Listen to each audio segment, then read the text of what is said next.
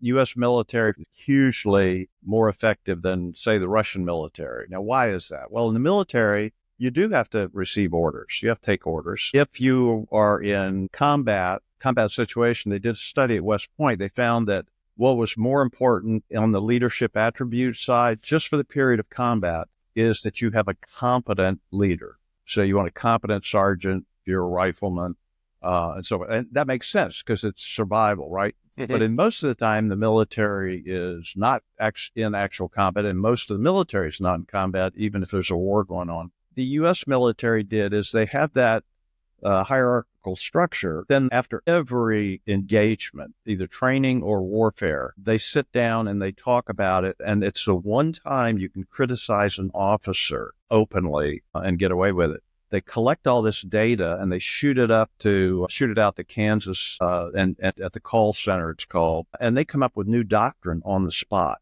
Okay, so now let's go to the Russian side. They use fear. Well, what does that give you? This year, there was a study on how does the brain operate with using fear as a mechanism to spur.